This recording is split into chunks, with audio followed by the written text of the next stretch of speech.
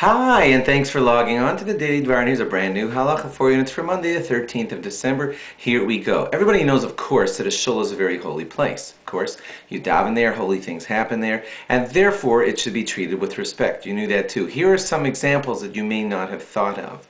If you ever want to go on a shortcut and you want to come in on the left side door of a shul and walk right through the davening part and go out the door on the right side, you just used a holy davening place as a shortcut, and that's not appropriate.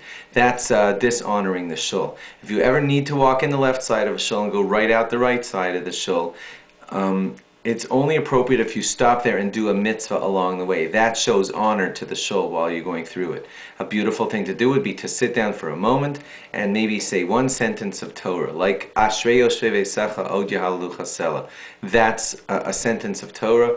You went in there, you studied a sentence of Torah, did a mitzvah, and then left. That's not dishonoring the shul. But just to run right through is dishonoring it. Similarly, if you want to go inside and tell someone that you need to speak to him, someone needs to speak to him outside, you want to give him a message, you ran in, you ran out. I don't know if the message was really called a mitzvah. So again, it would be appropriate to stop and say some words of Torah or something like that. Incidentally, I don't think this applies to the general building of the shul. Like if you just needed to run through the door on the left side of the lobby of a shul and go out the door on the right side of the lobby of the shul, you didn't really dishonor the shul. You walked through the building of the shul where people hang their coats or whatever.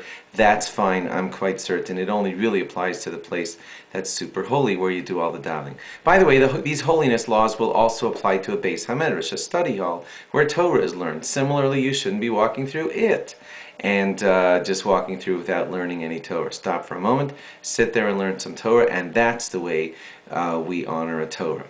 A learning place of Torah. And lastly, of course, speaking matters of jokes, joking around, and all that kind of stuff is really not appropriate for a shul. If people ever do have it set up such that their shul has, I don't know, like jokes and comedies, speak to the rabbi about it because, in general, we try to keep a holy place holy. Thanks for logging on. Log on again tomorrow for more. Bye-bye.